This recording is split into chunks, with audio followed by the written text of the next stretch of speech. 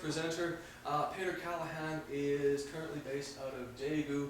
He is the first national VP for the KOTESOL organization at the national level, and he is going to be talking about listening fluency. Peadar? Okay, hi guys. We going? Okay, let's try that again, basically, because always with classrooms.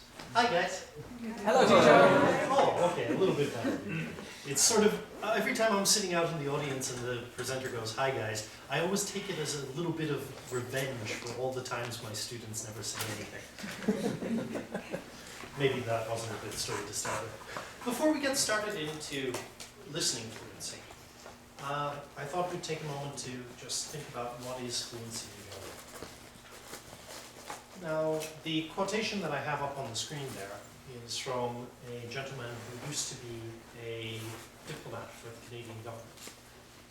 And according to his LinkedIn profile, he speaks, if not fluently, adequately for diplomatic purposes, Chinese, French, German, English, Japanese, Mandarin, Chinese, Mandarin and Cantonese, and a couple of others, and is passable in Korean. So, as a person goes, that's somebody whose opinion on fluency I take very seriously. And his take on fluency is not being perfect. It's being able to communicate. It's being able to get your ideas between the two people. How many times have you ever had a little Korean student go, "Teacher, am I perfect?" Yes. "Teacher, perfect?" There is no such thing as perfect in a language. Fluency and the aim of fluency should not be perfection. It should be competence and the ability to be comfortable in the language. Okay? So let's move straight, wrong button. Let's move straight on into listening fluency. When we think of fluency, we tend to think about productive tasks, speaking and writing. Mostly because those are the easy ones to measure. But it's very hard to have either speaking fluency or written fluency without having listening fluency. A lot of studies on listening in very young children has shown that this is where all of the information that you learn comes from. It's only after the point in our schooling where we learn how to read a language that we start to take more notice of reading and start the sort of quote-unquote academic track. But until that point, we do a lot of work just listening to our teachers and conversing with each other. A learner of a new language will spend between 60 and 75% of their time just listening. And dealing with that listening, how they do with that listening will help them when they move on to speaking, and to a greater extent when they move on to writing. Without this as your basis, your building block, you are going to struggle to ever manage to reach fluency. The comic book, I love comic books, and the comic book up here, we'll talk about in a second. Whoop, that was double click. So what is listening fluency? Well, first of all, we need to get over this idea that listening is a simple task. It's not. It's actually a very complex cognitive process. There's a minimum of 2 steps. The first step is hearing. Are you capable of hearing the noises that I am making?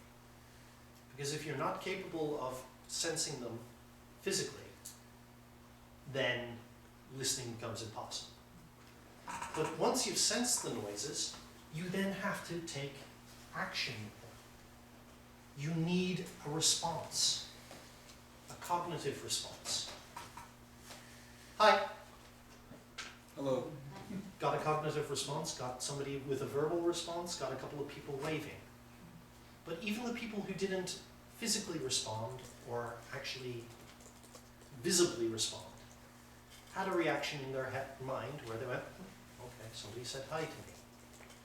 They're decoding, you're decoding that phonetic section and linking it to the meaning that we've established. It's an incredibly complex process. And to think of it as just, and now the student does the listening, neglects that. Listening also requires more than the ears, using more than just your ears. And this is what this lovely image is about. When we listen with our eyes as well as our ears. If we take a look here, language is all the same. I'm sorry, I'm sorry, I'm sorry, I'm sorry, I'm sorry. But as you read that, can you hear a difference in your mind? If you imagine how the person is saying it, you can almost hear that difference in emotion, that difference in feeling. The majority of the listening that we do in classrooms, however, is CD-based. Yeah? Or it's based off the internet or an MP3 player or whatever. This means that we're not giving the students that amount of information.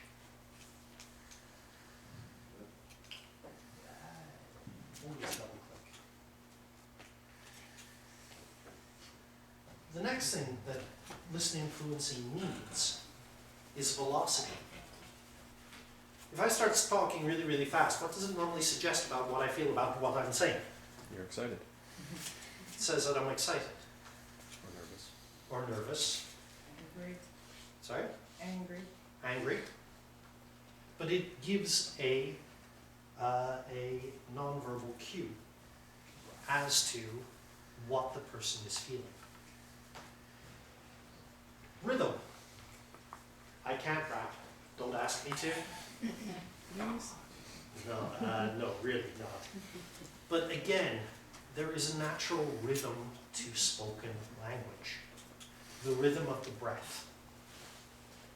And in English, with its stress timing, this is quite important. So, again, this is very important for what we're dealing with when we're talking about being fluent as a listener. Volume. Volume, volume, volume. Somebody who talks down here like this. Hi everybody, how are you today? Hi, good, thank you. I am fine, thank you, and you? What do you think the person is feeling? Insecure. Insecure? The volume is important. Volume is very important when we're judging what the person is feeling. And feeling changes the semantic meaning of the words. The grammar is not enough. Understanding the grammar and the words, it's just not enough. I am happy. I'm happy! I'm happy. The volume in of itself changes the meaning. Emotion, stress, and intonation. Again, the feelings that come through with the words. If your students aren't listening for that, they will never reach towards fluency in speaking. They will never reach towards fluency in writing, because they don't understand how the same word can have a different meaning based on the emotion that the person is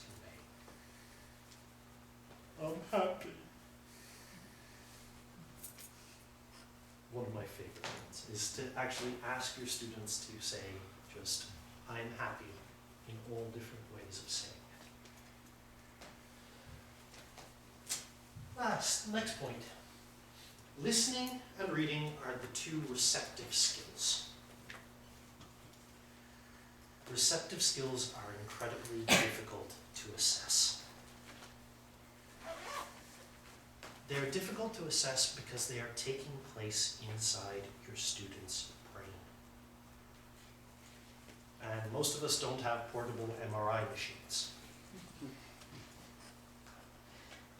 Now, you can assess output very easily, but you have to bear that in mind when you're looking at trying to assess listening fluency or reading fluency. You're only assessing what they're showing you, the output section. And this can be problematic. So, let's move on rather quickly. How is our listening classroom normally set up? How is our listening classroom normally set up? Anybody want to answer that question? Pretty much like this. Rows and columns. Rows and columns. Where's the teacher? In the front. In the front. Where's the listening device? Right beside the teacher. Sorry, the speaker or the sound system or a CD player. It's normally right beside the teacher. Listening classes used to drive me crazy because I always felt like a trained monkey. And now the teacher presses the button. And now the teacher presses the button again. Answer question 1. And now the teacher presses the button. And after doing 5 classes with the same listening back to back, I would go home at night, close my eyes, and hear it again. Have you had that experience?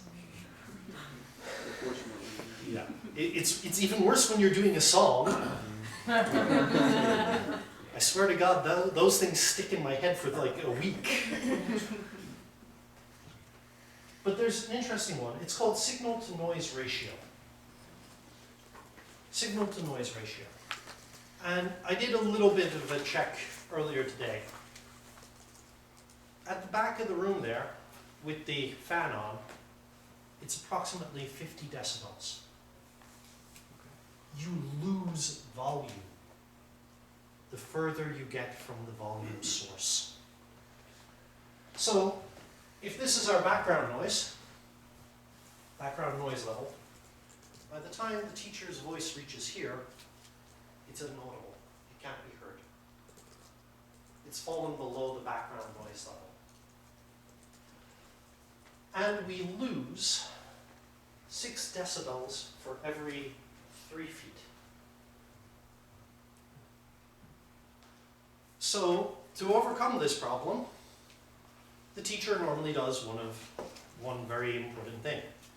You press play on the thing and you press pause and go, can everybody hear that okay? Teacher, no, please volume up. And you crank up the volume. What was one of the more important things for listening fluency? Volume. Understanding the volume that natural language occurs at. So by cranking up that volume there, you're overcoming the problem of the environment, but you're introducing a problem into listening fluency. Because the students who are in the front row experience it at a high volume, the students at the middle row experience it at a lower volume, students at the back row experience it at about the volume that it really should be at if it's being done as a conversation. And this can be an issue, because volume does change meaning.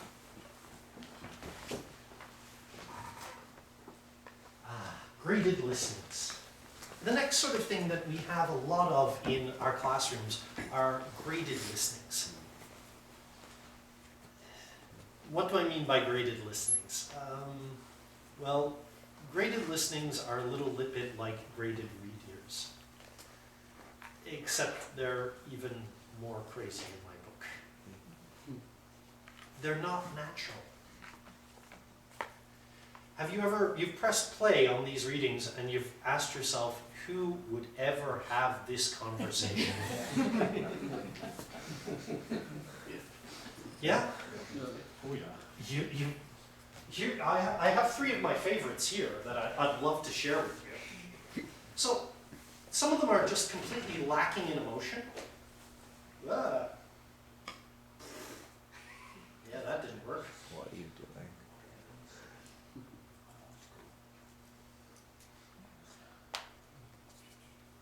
Some of them are just lacking in emotion. A. Laptop. Oh, I love that voice. B. DVD player. C. CD player. A. Laptop. A robot. Just completely lacking in emotion, and also a very staccato pace.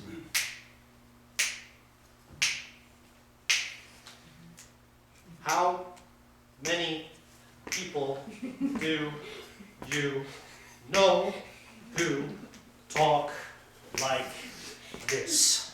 Wow. Besides William Shatner. Okay. The talk is very staccato. It's overly stressed. Page 3, Exercise 3, Conversation. A. Listen and practice. Sunhee, this is David Garza. He's a new club member from Mexico. Nice to meet you, David. I'm Sunhee Park. Hi, so you're from Korea? That's right, I'm from Seoul. That's cool. What's Seoul like? It's really nice. It's big and very exciting. And again, can you hear the artificial nature of it? It's very overly stressed. It's, hi, how are you? And the thing that drives most English native speaker teachers crazy is that, how are you? I am fine, thank you. And you? Not because because they're not getting the timing of the language correct. They're not getting that fluency, but they're never being exposed to it. In our classroom, when we're using these, they're not being exposed to it. And the little to no background noise. There was a little bit of background noise at the start of that last listening, but you saw how quickly it faded completely out. How many times do you ever talk to somebody with there being no background noise? Other than this room? Other than this room. Well, even in this room, there's a hum coming off of the emergency light exit. There's People are breathing. There's people who are breathing. There's a speaker hum. There's people kicking their feet and other people looking at their watch going, oh God. Will he ever shut up? Occasional snapping. There's snapping. There's of course this loud person up at the front of the room talking.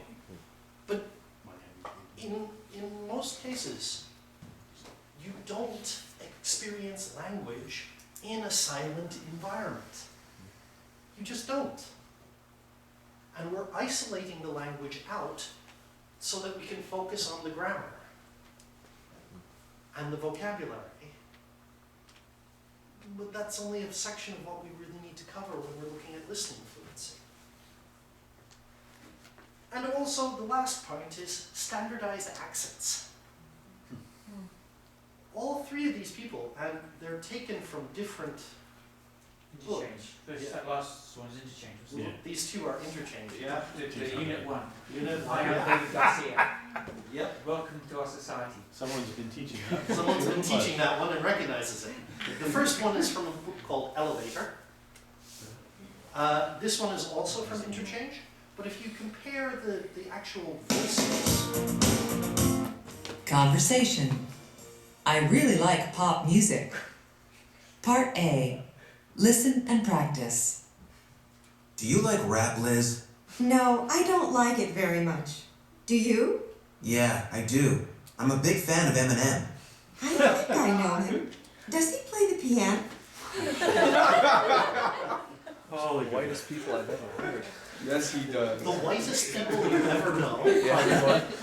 Talking about rap. Yeah. And do you like rap? Yeah, I do.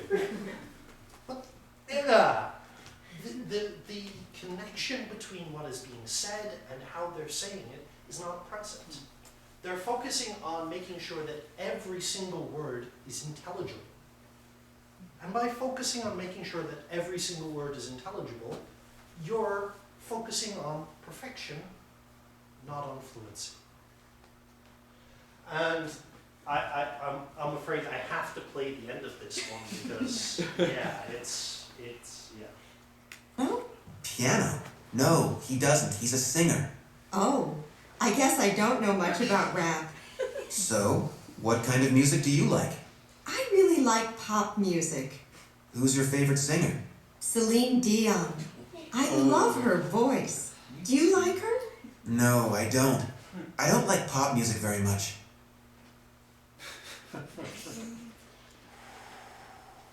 Yeah. How much of a sense did you get that these people were actually talking about something that they liked? Yeah. Well, I'm gonna play devil's advocate just a little bit. Sure.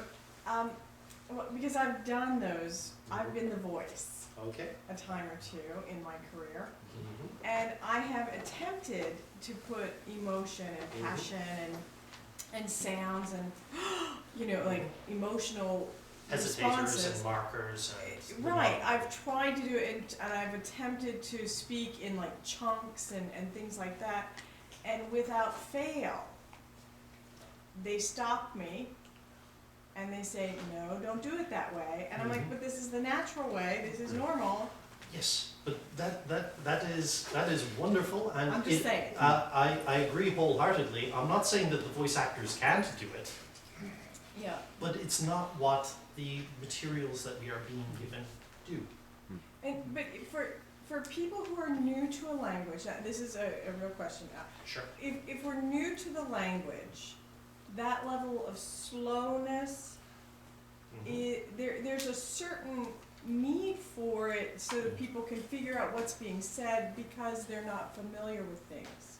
Yes, in theory, I think. but the problem with that is that it's not the slowness that I'm talking about. It's the staccato pace. It's Thank you not for clarifying. that the person is talking slowly and clearly with a very slow, careful pace to the system, which, as you may have noticed, my voice and pace has fallen down quite a bit now. But they are going into a sort of focus on each word. At And each that- syllable each and syllable within that word. Yeah. That's what we base it at my college at Nana. My professor, he's very, he's trying to emphasise. He's Korean, of course. We basically collaborate in the lesson, and he gets me just to come on, we basically converse, and we do it just be as natural as you can. Yeah. And they're service, they're students who, they're tourism students, so they get to know the idea of trying to differentiate between someone taking bookings and someone working as a security guard at an airport. And we'll talk a little bit about actually having a task focus in a little bit to help. Yeah. I work at the Korean high school, and the listening activities that they have to do in high school are probably some of the most contrived situations you can imagine. So if that's been the entire process of their learning of English up into university, then there's a big hurdle, and there's a reason why students are not comfortable with natural speaking and natural speaking within English. That's why it's not intelligible to them. It's because they're not really given the opportunity to listen to authentic speech. If you're never exposed to something, you don't have the framework to put it into place. If you're never exposed to it being done naturally, and your only exposure to conversations is through this sort of material, you're never going to move into a place where you're comfortable. Beyond the national curriculum for it is about 4 speakers. Yeah. 4 or 5 speakers. So that's the only voices they hear. Yeah, and that's the only voices that they hear. Yeah. Like, I'll play devil's advocate with her as well. I think at the beginning, when you're really new to the language, the kind of stuff that we've been playing, okay, maybe has to occur a little bit, but there has to be A a transition to some more natural speech because they're just not believable. Parents stop Nobody speaks like motherese that. when a baby is, what, 3 years old? Although, Yeah, I mean- interestingly enough, motherese has been shown to have no impact on language acquisition for children. Yeah. Talking in motherese or talking in full sentences has been shown to have. But at some point, that kind of language use stops. Yes. Yeah. At no point in any of the textbooks that I've had to work with has this stopped. Stopped. So can we agree that this appears to be a problem No. with the listening material that we Fine. have It's available fine. to us? And if our goal is to move towards fluency in listening, this is detrimental and something that we have to try to work around or try to deal with. Okay, let's actually just so the next thing is that when it comes to assessment, in a lot of cases, I was sitting in a classroom or coming out of my classroom, and I bumped into another teacher, and I was explaining how I did my listening class. And she looked at me and went, well, the reason I do my listening class with A, B, C, D is that's what's going to be on the test. And they need to be ready to do what's on the test. I've never So- heard that before. You've never heard that before? Never. How long have you been here? There is this habit of teaching to the test and My then testing intonation? to teach. Intonation kind of gave it away. So teaching to the test and testing to the teach. To teach. So you go in there and you do listening quizzes. And a lot of the listening quizzes are, well, fill in the blank, ABC, ABCD, click the right number, put it in the blank, pick the right letter. And this sort of testing to teach methodology encourages a very specific skill. It encourages what I like to think of as window scanning. You pick out the keyword from the question, and as you're listening, you wait for that keyword to come up, and then you write the next word that comes after it. Yeah? I will admit I have done that when I was learning German. In fact, we were taught to do that. But the question remains, how much are they actually comprehending about the listening? The other traditional one that I've seen in a lot of places is a call and response. So, one sentence, you hear one sentence and you have to pick the best response. And this personally is what I feel is one of the root causes behind the phenomenon of how are you, I am fine, thank you, and you. Because it's a learned system. They're learning that there is only one accurate response. We also tend to look for specific information rather than general information. With natural listening, you look for general information first. You identify that, hey, this listening is important. And then you pay attention and start listening for important information. So if you're in a train station going to Seoul from Busan, and you hear Jeonju, you're probably not going to pay attention, because you're going to Seoul. But if you hear Seoul, 5 minutes, what time is it? You'll get that scan moment and you'll pay the general attention something is being talked about. Sorry, 10 minutes. Okay, I really have to hurry up there. I do have a lovely little exercise there at the bottom, which is a complete nonsense fill in the blanks activity. And believe it or not, with complete nonsense, people can, in fact, do all of the close activities that we normally ask our students to do without any understanding of what's being said. Trust me on this. I'll play it for you if we have some time at the end of the presentation. Okay, so how do we overcome these problems? Well, there are a couple of ways to overcome these problems. Let's look at the signal to noise ratio first. A method of overcoming the ta-da, finish. Let's look at the signal to noise ratio problem first. The signal to noise ratio problem, there's a very nice way to overcome it. These things here, anybody want to see? Pass? Here, pass those back. These are headset jacks. Right? I can't catch. You caught it. These are headset jacks. They cost 500 won. Headphone splitters. You can get, these ones are a two-way splitter, but you can get 5-way splitters, 6-way splitters for about $5. Instead of having a teacher pressing the button, now you have a listening station set up over here, or a listening station set up over here, and the students go up and they press the button. And they listen to it as a team. And they work through it that way. So instead of having to jam the volume up really, really high, the students are going to the station to do the listening.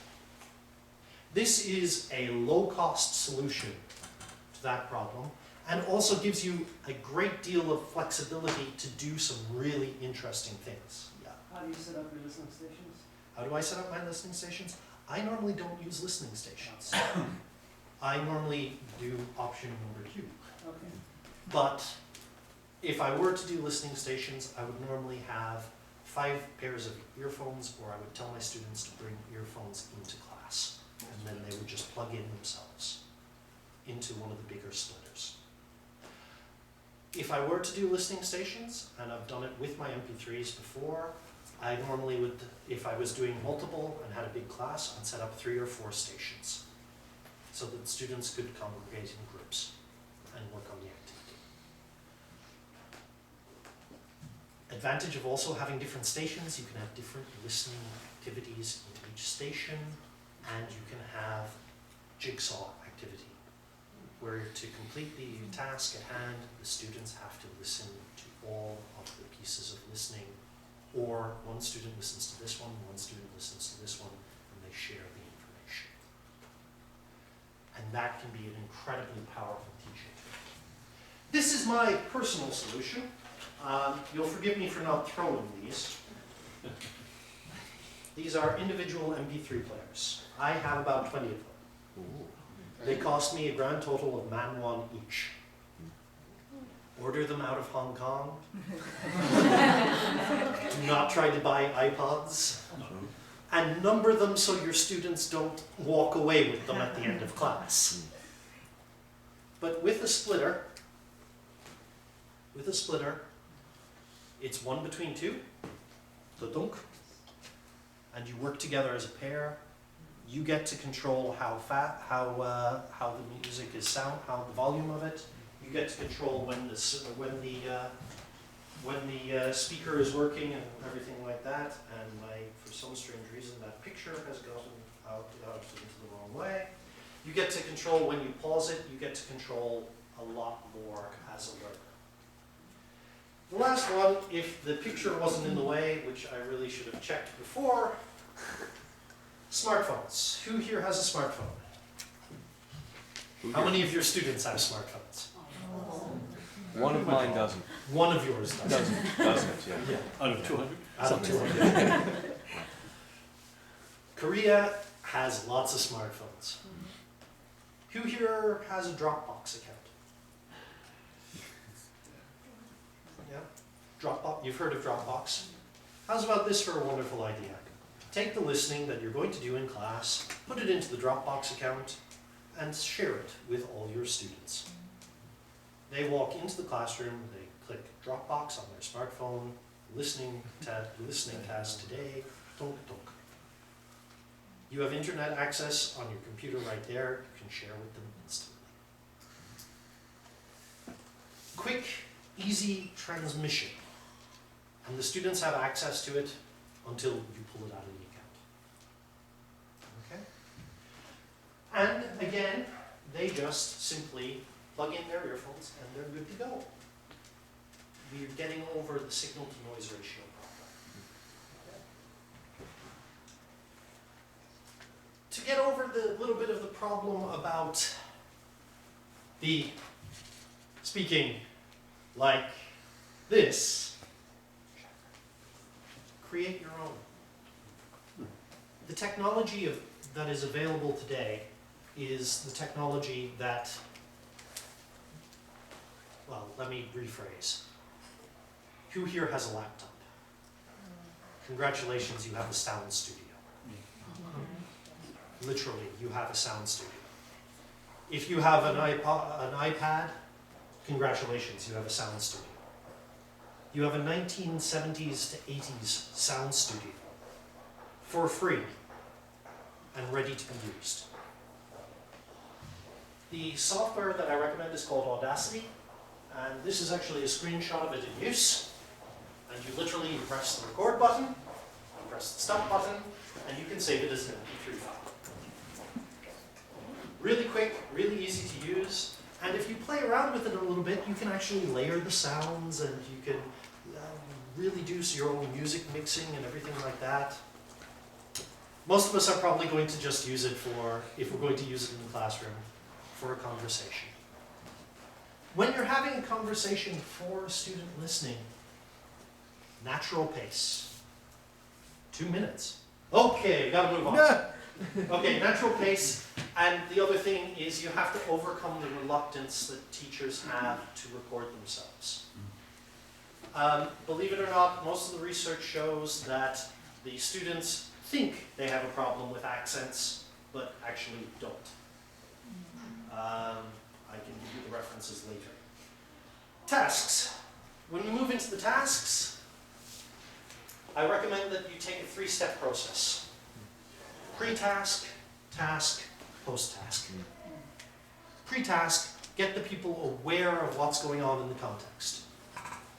Task, get them involved into the activity. And post-task, give them something to work with. When you come down to assessment, too often people are a little obsessed with the pen and paper assessment. There are other options available to you. Graphic organizers. If you haven't seen my presentation on graphic organizers, please come to the national conference and see that one. Shameless plug 101. Not funny, okay. Total physical response methods. You put your right foot in, you put your right foot out, you put your right foot in, and you shake it all about. Shake it all about. Thank you. Student predictions based on listenings. Getting the students to predict what's going to happen next. Jigsaw listenings we've talked about, and running dictations. Everybody know what a running dictation is? Yeah? No. Reading at the back of the classroom. One student goes up to the back of the classroom, reads as much as they can remember, comes back and tries to tell the other student what to write. Other student goes up, goes check, it comes back, has to tell the other student what to write. What to write next. You can do it with a listening. Set up a listening station at the back of your room, and you're good to go. Yeah. Or if you have them reading it, then they dictate it to a partner who is writing it, it becomes an integrated skills activity. Which is, again, just those options that are available. Okay. Free stuff. Everybody loves free stuff. Free stuff. Audacity. Do a Google search for it. It's absolutely 100% free to download, free to use, free to create with. Yeah, it's great. ELLLO.org. 3 L's. English Language Listening Library Online. This particular place has over 1,500 listenings with native speakers and non-native speakers. Accents from every possible country in the world, speaking English and talking about things. It's a great resource and a great opportunity for you to introduce more variants of English speaking into your classroom. Dropbox. Again, do a Google search, sign up, get a free account, mention my name, get me some extra free storage. No. Anybody wants an invitation so I get some extra storage? That'd be nice. No? Okay. And of course, my own personal website, which is undergoing yet another rebuild because I've let it sit idle for too long. And if you have any questions, you can of course contact me at my email address. At this point, I'm being told I've got like 2 minutes, so in fact I'm being told I'm dead. So if there are any questions, maybe come and chat to me after this. Okay? Thank you very much.